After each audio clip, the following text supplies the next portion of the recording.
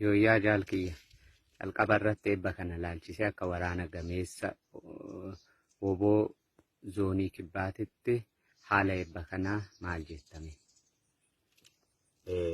Haalli eebba keenyaa kuni baay'ee nama gammachiisa. Baay'ee immoo diina dallansiisa.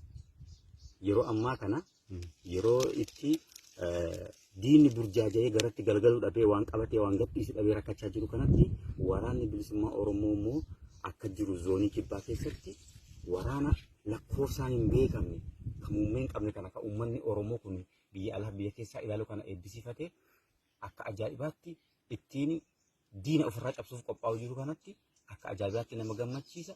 Eebbi kun immoo eebba ajaa'ibaa, eebba seena qabeessa kan uummata Oromoo rarraga bilisummaatiin gahu waan ta'eef baay'ee akka ajaa'ibaatti kabajachaa jirra, kabajachaa oollee ammaan kanallee ittuma jirraa siin jedha jaalladha. Tole galatoomii. Mee maqaa kee eenyu jedhee to'aa deemu? Maalinnaan uummanni Oromoo yeroo hedduu waa'ee kee yeroo haasa'u sooshaal miidiyaa adda addaa irratti abaluu jedhanii suura kee faffacaasaa jiru. Kaan akka diinummaatti haa ta'u akka firummaatti haa ta'u maqaa kee karaa adda addaatiin kaasaa jiru waan ta'eef ofuma keetii mee of ibsime. Egaa dhuguma ani maqaan koo Jaal Qaanqee Boruu Hundeeti. Ani Jaal Qaanqee Boruu Hundee waraana bilisummaa Oromoo zoonii kibbaati.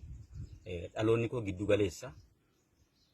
Kanaaf iyyuu ani maqaan koo akkuma sitti Jaal Qaanqee Boruuti. Maqaa nama dhibiilee bakka bu'u, bifti koollee adda nama dhibii bakka bu'uu hin danda'u. Yeroo baay'ee immoo firoota haa ta'uu hin beeku, diinota haa ta'uu hin beeku, maqaa kiyyatti nama dhibiitti fayyadamanii jijjiiraniitu kaan suuraa koo ol galagalchee, kaan immoo gadi galagalchee, kaan immoo akka dhibii godhee kaasaa jira. Kanaaf ani waraana bilisummaa Oromoo zoonii kibbaati. Woboodha malee ajajaa waraana bilisummaa Oromoo miti. Maaliif namni guddoo dogongoraa jira. Diinota itti fayyadamaa ta'u,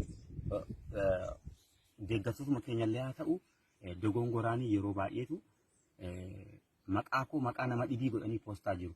Kanaaf warra kanaaf dhaamsan dhaamuun qaba. Maaliif hin dogongoriina? Jaal Qaanqee Boruu jechuun naa.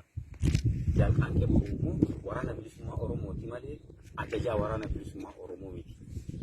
Irra guddaa namni ajajaa jedhee na fudhachaa jira. Ani woboodha waraana bilisummaa Oromooti malee ajajaa waraana bilisummaa Oromoo miti.